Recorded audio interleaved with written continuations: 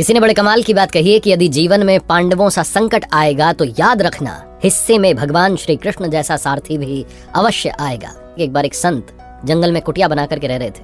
बहुत सालों से वहां तपस्या कर रहे थे, आराधना कर रहे थे, प्रभु की प्रतीक्षा कर रहे थे, भगवान श्री कृष्ण के बड़े भक्त थे, लेकिन भगवान के दर्शन नहीं मिल रहे थे। एक बार एक शिकारी उस जंगल में आया। उस शिकारी के लिए वो जो जंगल था वो नया था, उसे किसी ने बताया था कि इसमें बड़े जानवर हैं, तो पहुंच गया था शिकार की तलाश में। उसे कुटिया दिखाई दी, उसने जाकर के दरवाजा खटखटाया कि थोड़ा भोजन मिल जाएगा, पानी वानी पी लेंगे।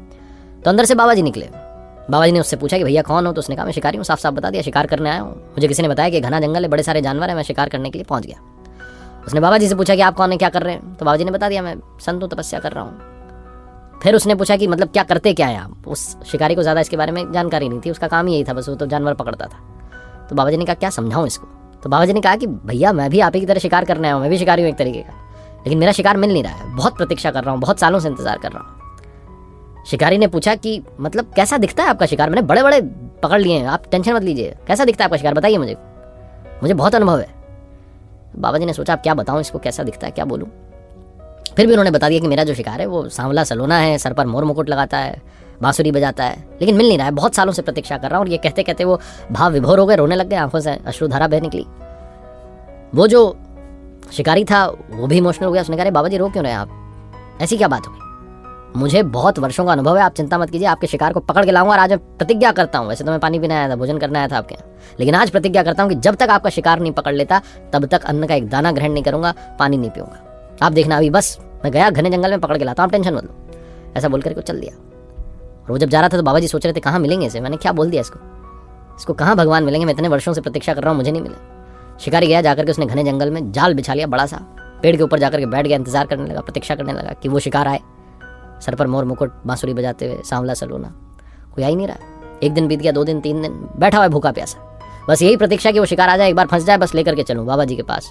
वो बहुत परेशान है। जब 4 दिन हो गए तो भगवान को लगा कि तो जाने वाला नहीं है, टस से मस नहीं होगा, बैठा हुआ है मेरे इंतजार में। तो भगवान स्वयं प्रकट हो गए, वही रूप जैसा बाबा जी ने बताया था, और खुद ही चलते चले आए, चलते चले जा रहे हैं, खुद आकर के जाल में फंस गए।